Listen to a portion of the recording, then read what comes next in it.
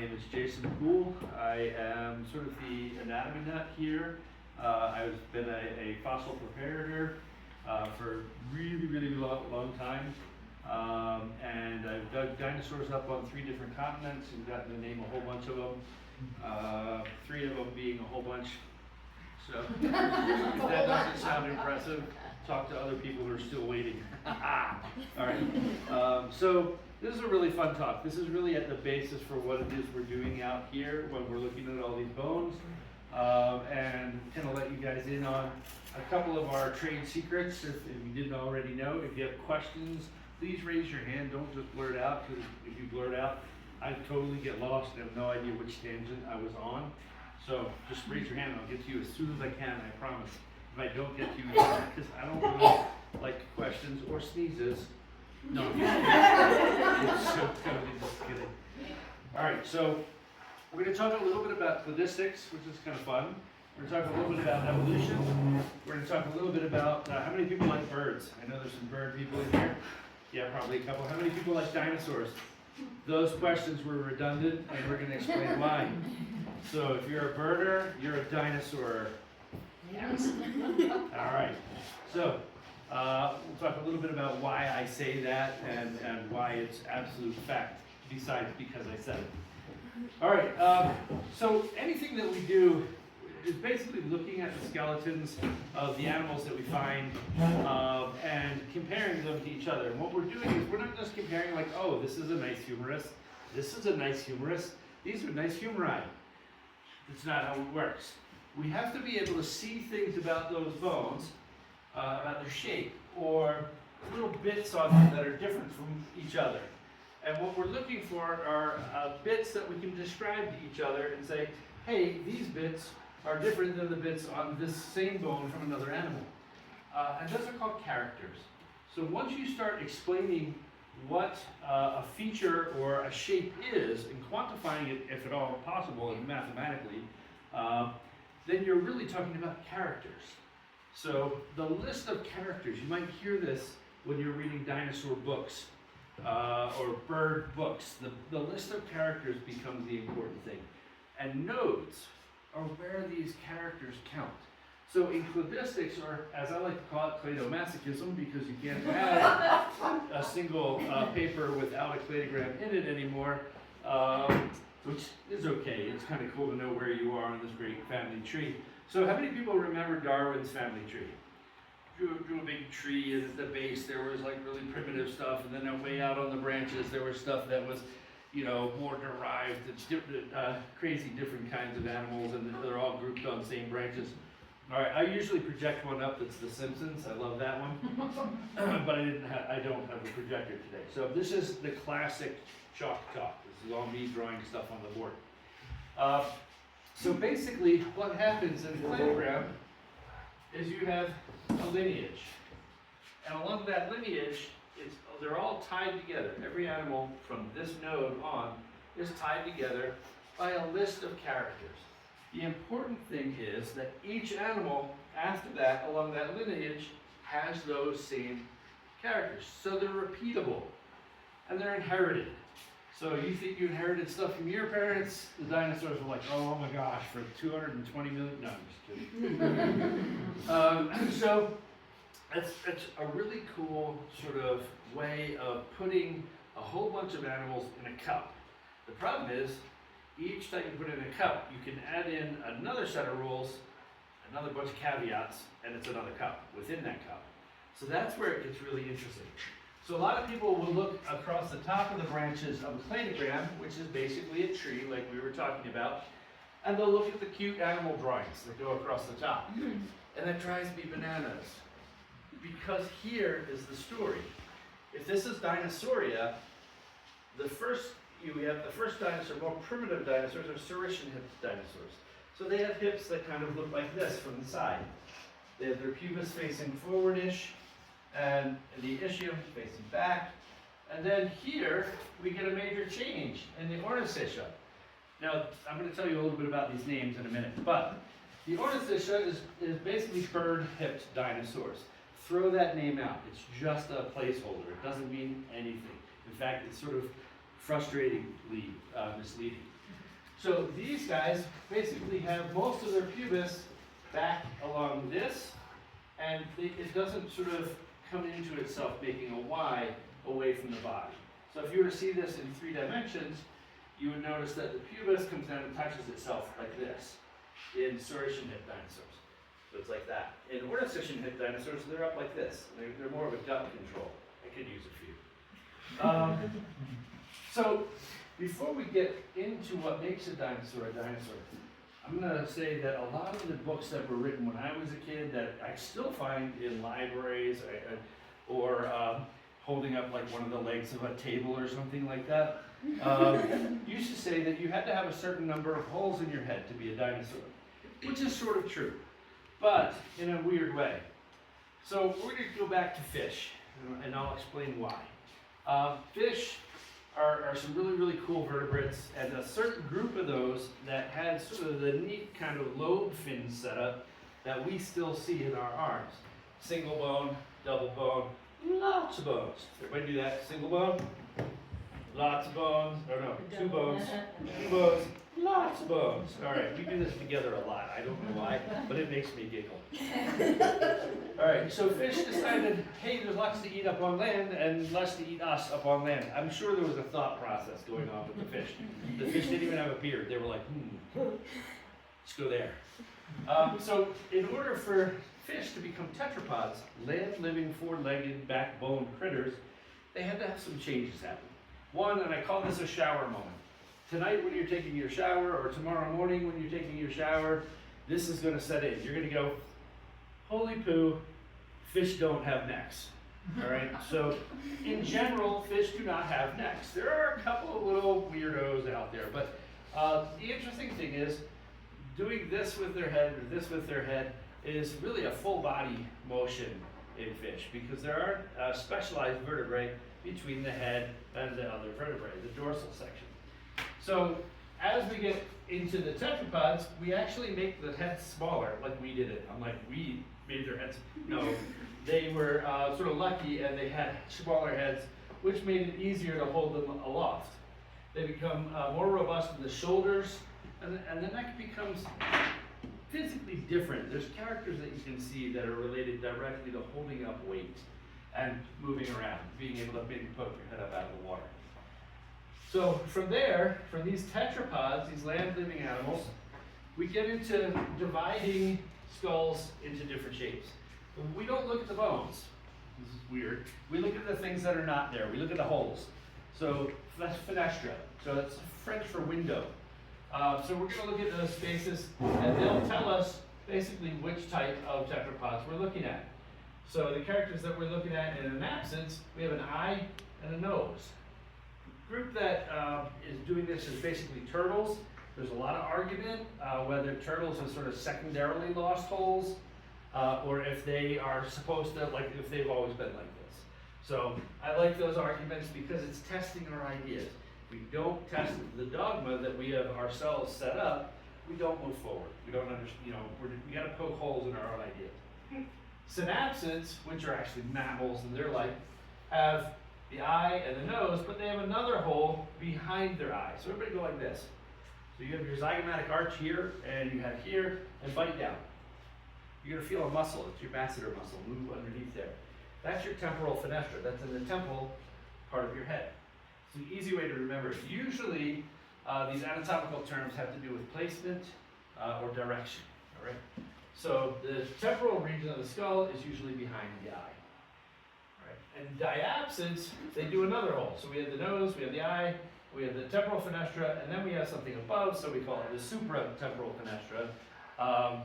So Superman would have been like the above man, where they got that, anyway. So that's kind of cool. So diapsids include reptiles.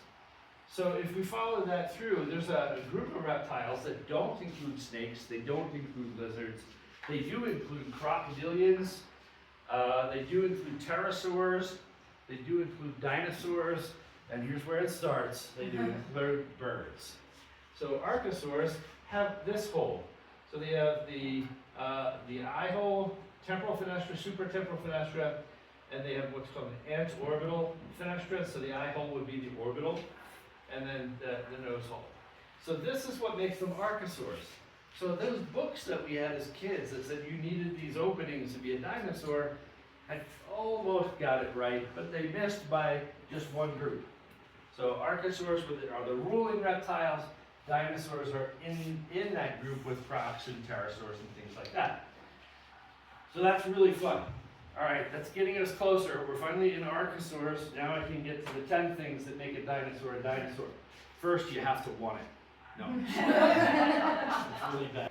So we're going to go with the first thing.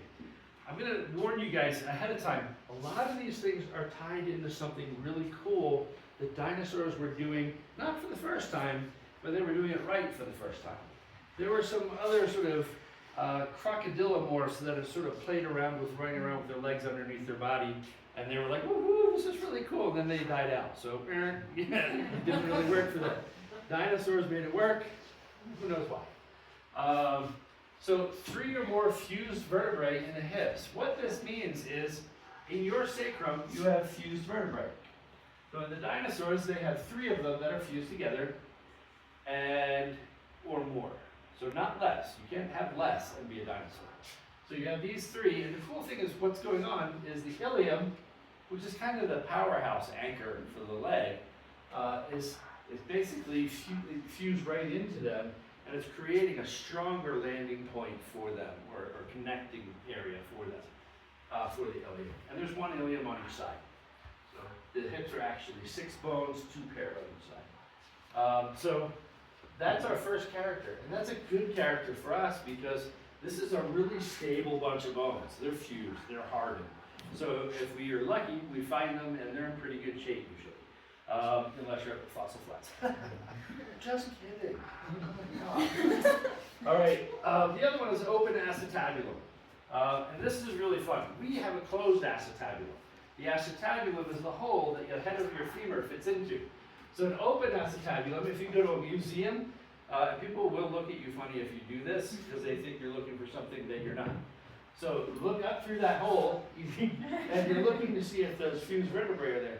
And the interesting thing is that hole being there is significant. The acetabulum is open. That's something we see in dinosaurs. So to illustrate the difference, if we were to pull the femur out of that hole on a dinosaur, we'd be like, and the dinosaur would be like, all right, that's painful, don't do that. But if it was a person and you pulled that out, you'd hear, and then scream, right? And it's because on the dinosaur it's open, on us it's a cup, all right? So, big deal, sound doesn't really come into play, right? But it's open, it's the fact that you can actually see through it. Kicked out head to the femur. All right, what that means is the femur is basically a bone that is straight this way, right? But it has a kicked out head. The head's coming off to the side, which allows it to fit into the hole and do this. So it's going to rock back and forth this way. All right, so we have the same setup. We're able to pendulum our legs underneath our body. This is what makes this adaptation so cool for dinosaurs. They're able to move. How many people were hiking around today? You were like, on a really not so hot day, you can walk for a really, really long time. On a really hot day, you go, the heck with this, I'm going to go sit in a van. But that adaptation, having your legs underneath your body, allows you to sort of pendulum them and use very little energy to do so. But it also, there's going to be a couple of other characters that are related to that, to strengthening that ability to do so, which is kind of neat. So they're lacking prefrontals. So the frontals are kind of here-ish, behind the lacrymal. The prefrontals would be here, but they're not because they're lacking. So we're actually talking about stuff, again, that's not there. The interesting thing is it's not there for the first time. All right, so it's not there in any of the lineage of dinosaurs, so that makes it cool. In fish, you have frontals, you have secondary frontals, and then you have prefrontals, secondary prefrontals, and you're just like, give me a break with these frontals. So dinosaurs were like, okay, we'll give you a break, and they got rid of that, which is pretty cool. I don't think they actually thought about it. They were like, later on, some guy's going to be talking about this, and we're going to get rid of these just for him. So disequal mammoths. So the hand, this is a general theropod, maybe Allosaurus hand. Actually, tell you right away it's Allosaurus or up closer to birds, because this is a bird feature. I say bird feature, but it's a dinosaur feature that you see in birds later on. We'll talk about that. So what we have is generally, we talk about Roman numeral 1, 2, 3, and then 4, and then 5, which are not here in this hand. So interestingly, you have in 1, 2 bones, and then you have the terminal phalanx, and then in 2 you have 1, 2, and 3 in the terminal phalanx, and then 3 you have 1, 2, 3, 4 in the terminal phalanx, and then these other ones have gone away. So interestingly, you don't have the same number of digits in your fingers. All right, so that's one of these dinosaur things. And also, this one, number 1, being sort of able in most dinosaurs to at least change its direction a little. It's a semi-opposable thumb. So in like a Patasaurus, which has like this big sort of just elephant-like foot, they can move that claw, that inner claw, around a little bit, maybe for building nests or scraping nests or for, taxi. I don't know. So that's a very interesting thing that, again, it's repeated throughout the Dinosauria. We even see it in modern birds. The glenoid is caudally facing. Everybody has that, right? Good, I can move on. What that means is this right here, this is the glenoid. This is the bit that the humerus fits into. So scapula, coracoid, glenoid, humerus. And what that allows for is a connection between the arm and the shoulder blade that's fairly flexible. All right, so there was one. All right, so the caudal facing glenoid basically is always facing towards the back of the animal, towards the tail. So that's caudal. The caudal bones are the bones of the tail. The DP, or delta pectoral crest, needs to be at least 1/3 the length of the humerus. So here is the humerus.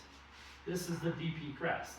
On us, if you tuck your chest like this and feel right here, these muscles are leading right into the DP crest. On us, it's only about this big. A lot of weightlifters do a lot of damage to that because it is a small connection between our arms, and on a gorilla, it's much larger. Gorillas are cool. I'm just gonna put that out there. Gorillas equal cool. All right, so, and again, that might seem like a small thing, but it's repeated throughout the Dinosauria. You see it over and over and over again in the dinosaurs, until you get to Ankylosaurs, which mess up everything. Ankylosaurs, but that's due to secondary loss, and that's another confusing issue we'll talk about some other time. So tibia with a Tibial Crest is number 8. So I had a friend who went to a rock shop and he was very excited. I used to work at a museum. He came into the museum and he goes, I got a dinosaur patella. And I went, oh, really? And he goes, yeah. I go, no, you didn't. And he said, why not? I said, because dinosaurs don't have patella. So he went back to the rock store, and I don't know if he ever got his money back or what the deal was. It was probably a mammoth or mastodon patella. Mammals have them. It's your kneecap. So the kneecap does a really cool job in kind of helping the muscles know where they're supposed to be. You move that, everything gets weird. So don't move that. In dinosaurs, you have this. So this is sort of sticking out. If you first can draw that from the front, you would have this. And this would be the back of the femur. And you would have tendons that came down here. You'd have muscles that came here. I'm going to end up drawing a whole leg because I like dinosaur legs. Tastes just like chicken. So the Tibial Crest is really important. Dinosaurs, not only did they walk with their legs underneath their body, a lot of them walk like this, on their tiptoes. So when they're walking around, they have a big fatty pad underneath their heel, or they're standing with their ankle way up off the ground. It's called a raised ankle. Birds do the same thing. And that Tibial Crest allows the sort of musculature and the tendons and all that stuff to be there where they're needed. This is one of my favorites, the ascending process on the astragalus. I love this one because I get to write yes on the chalkboard and I don't get in trouble for it because it's the astragalus. Stretching that one out. Okay, so what this is, everybody take your arm and go like this. All right, you can pretty easily do this. Dinosaurs are penduluming. Is that a word? They're doing this thing with their leg underneath their body, right? And these bones, you don't want them to do this. This kind of weakens the whole thing. If you put your finger across like that, you can't really twist them that easily. That's kind of cheating, really. What would happen is if your finger was fused to this and fused to this, it would keep this from happening. All right, so that's exactly what the ascending process on the astragalus does, is it sort of fuses here, and then the calcaneum and the astragalus work more like a hinge, like this. So when the foot is underneath it, which is where feet go, anatomy, who knew? And they go like this, they have a beautiful hinge setup. Very different than crocodiles, because crocodiles sort of plant their foot and rotate across it or over it. So their ankle bones kind of do this, which is pretty neat. So the astragalus has an ascending process. In birds, when you look at them when they're still developing, they still have it. By the time they hatch, it's usually gone. But so is this. This is the fibula. So on birds, you get the tibia. The fibula becomes a small little process here, or ridge, and you can really only see them while they're still developing in the egg. So go out, find an egg, crack it. No, don't do that. That's mean. All right. It's already been done. You don't have to do it. And then there's the keystone-shaped third metatarsal. This drove me nuts for a long time because there was a different wording to it. And then one of my friends was like, it just means keystone-shaped. And I'm like, oh. So what's going on is we have the feet, the foot below it, and each one of the bones of the foot, the middle one here, has a keystone shape. So generally we're used to seeing keystones as a support structure in a door, or something like that. The keystone goes right here. What that does is it makes these stones kind of fall this way. In the foot, it does the same thing. And this hinge sits right across here. And it gives it a nice supported area to do this. But it also strengthens the foot. So in Tyrannosaurs, they've done something really, really cool. They have what's called an arcometatarsalian foot. So that central toe, this number 3, basically becomes a wedge at the top. And every time it would put its foot down, that first toe would hit and then spread the other toes out. So it gives it a more stable footfall. If you don't believe me, watch Jurassic Park. And also remember, don't get your science from movies. But that was one of the fun things they got right. Every time the foot hit the ground, toes were spread out. And that's not something that the Tyrannosaur would be like, oh, I've got to squish my toes out. It's totally just based on the shape of the bone. So it's mechanical. There's no muscle involved. It just kind of happens, which is pretty cool. All right, so that's that. And that is basically what a dinosaur is. How many people are like, wow, when you put it that way, it's really boring.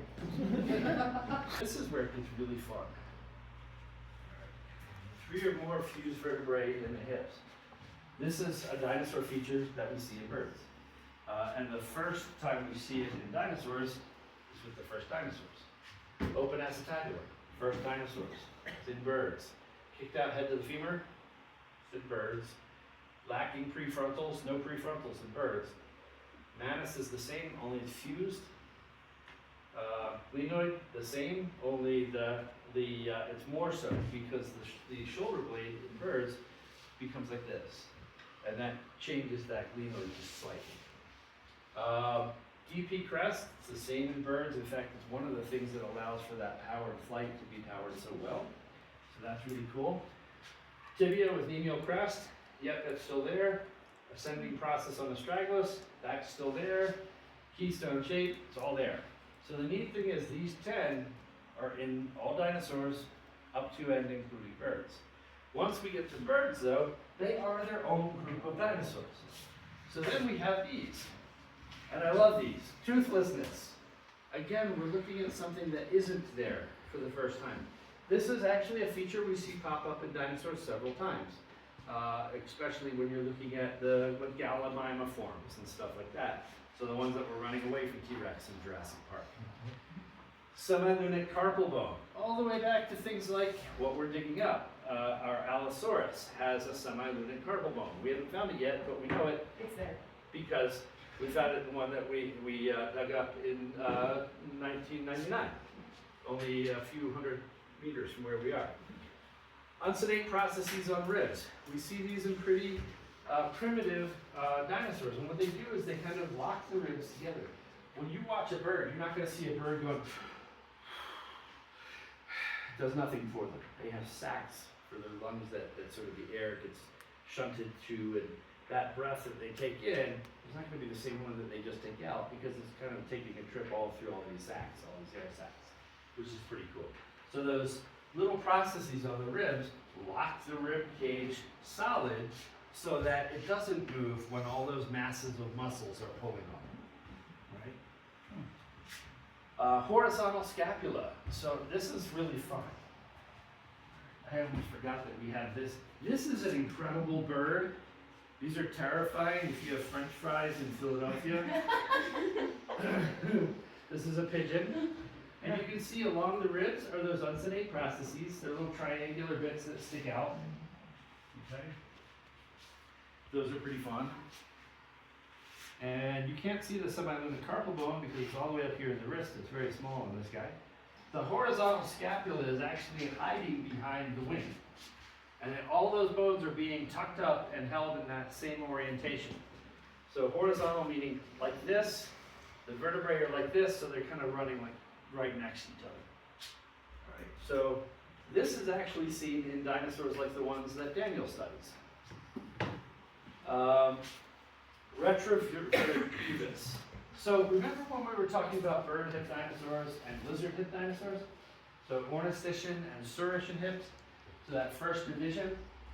In, let's see, let's do it this way. In saurischian hip dinosaurs, the pubis is like this. In ornithischian hip dinosaurs, the pubis does this. All right? In birds, the pubis does, let's get another color in here. The pubis does this.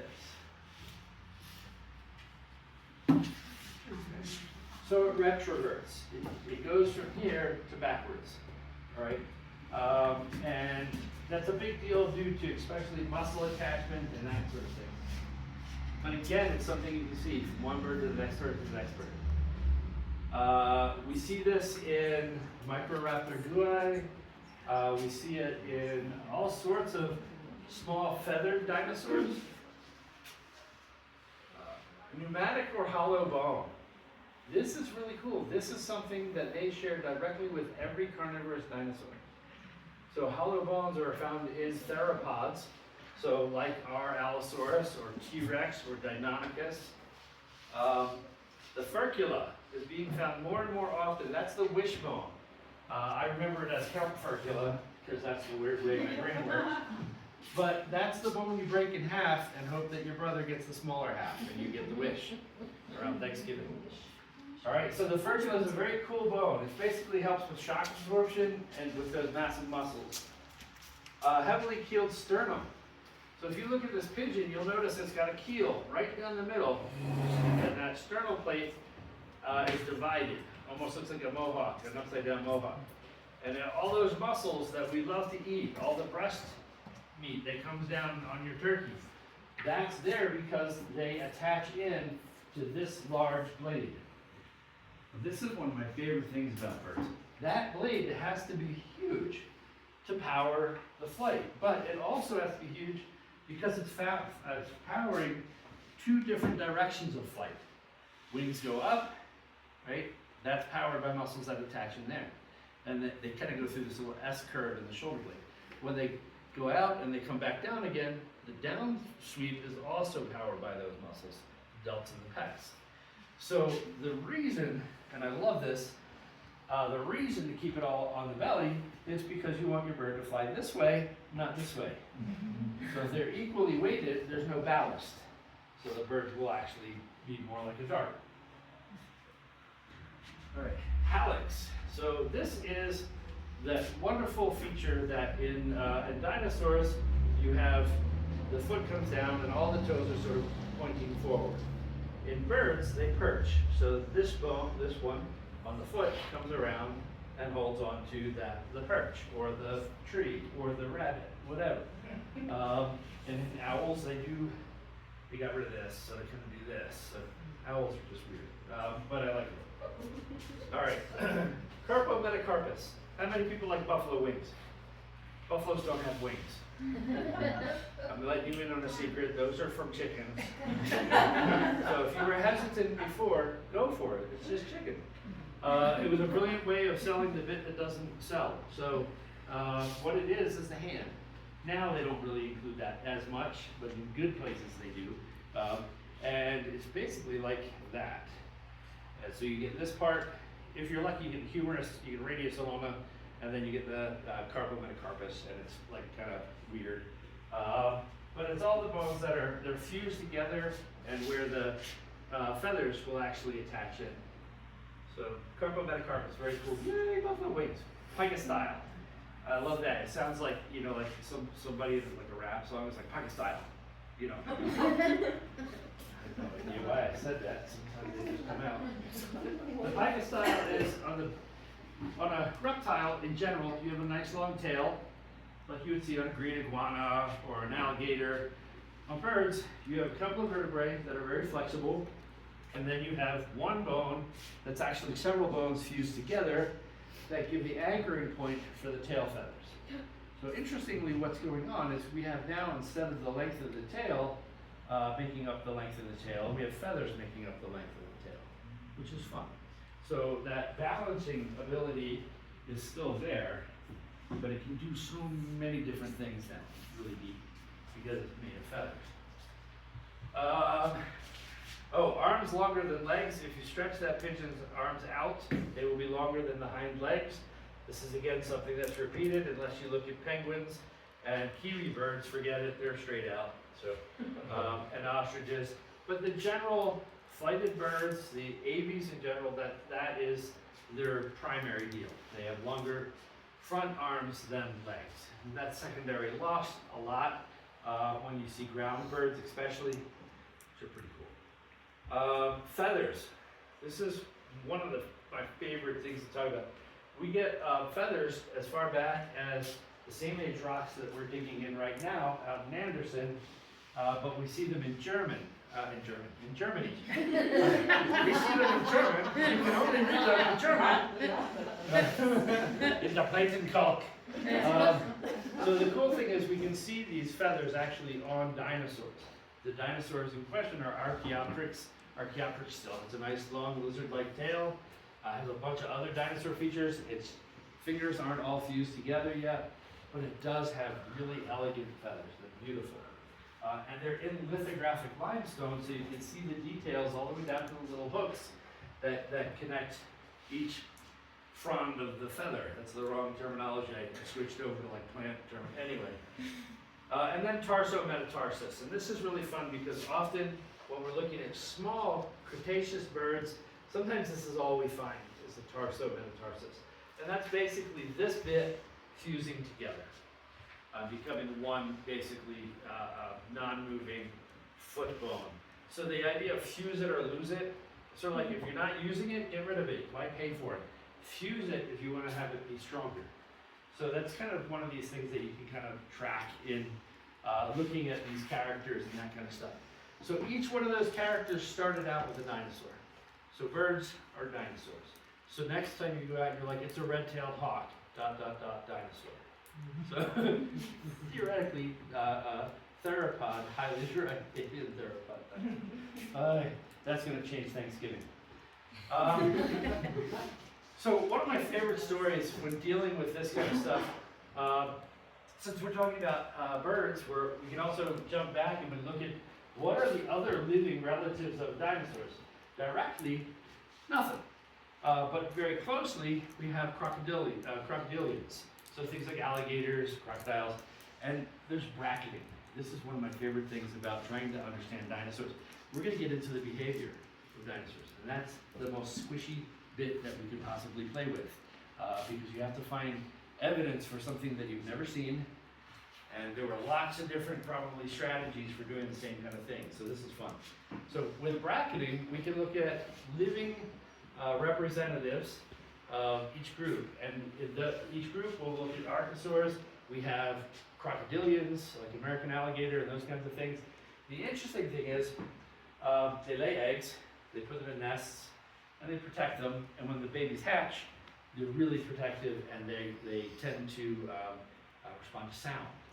So if you ever want to do something really stupid and fun, go to the Nile and go, and you will see the biggest crocodiles rush the shore. Those are the females going, "What have you done to my baby?" Run. They really do take care of their young, even to the point when they first hatch, they're going to move them to a safer place even than the nest, because the males don't have that problem. They're like, "I'll eat my own kids, I don't care." Sometimes I feel this way. Anyway. So, if you look at the living dinosaurs, the only living dinosaurs that we really have are birds. It's not like people say, "Oh, so chickens are closely related to T-Rex." No, chickens are equally as closely related to T-Rex as every other bird. So when we say, "What's the smallest dinosaur that you can think of?" I love it because kids are always like, "Ah," and you say, "No, it's a bee hummingbird," and they go, "Oh, that's a technicality." And they're right. But I feel smarter for it. So if you listen to birds, you look at birds, you have most nesting animals. They have their eggs in the nests, they raise them, they control the temperature of the nest.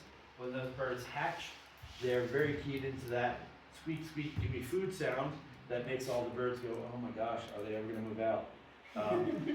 So that's kind of neat. You can imagine that because these brackets exist, that we should be seeing a lot of that throughout the Dinosauria as well. That doesn't mean all dinosaurs. Sauropod dinosaurs basically dug a hole, they're like, blah, blah, blah, blah, put the eggs in, and they left. And then the eggs would hatch, they'd run for the forest, yay, we can hide in the forest. And that's because they were only this big and everything ate them. So they hid in the forest until they got big enough to rejoin a herd. I say that like we know that. It's like we believe that now. We have a lot of evidence that shows that now. But we don't know it for sure, which is fun. So bracketing is a fun way of looking at how Sodistics can be helpful. The other thing that I love is the stories of bones. So remember inheritance. So if you think about tetrapods, when tetrapods first come up onto land, they're still stuck with that fish spinal motion, right? So when a lizard scampers across the ground, they're still stuck with that fish swim through the water motion. As dinosaurs happen to walk around with their legs underneath their body, they kind of do less and less of that. As mammals start walking around with their legs underneath their body, they start pushing their spine to incredible stresses where the spine becomes so much a part of moving forward that it sort of wraps under and becomes a large part of the spring of anything like deer, cows. Cows don't spring so good anymore, but their relatives did, so that's kind of neat. And to the point where we have fish living in water, so they have that sine wave kind of motion. And then we have whales that sort of develop in the water, but they're stuck with the spinal motion that they inherited from other animals like deer-like animals. So when they go back into the water, instead of doing this, they're now doing this. And instead of having classic sort of finny fish kind of look, they have that fluke look. That's no fluke. That whole thing was for that one joke. No, but that's really cool to me. I love the fact that the tail, the spinal column has really dictated what the tail does to move the whale through the water. It's a really neat story to tell from the bones that we find. How many people want to touch some bones? Okay, now we know where the weird ones are.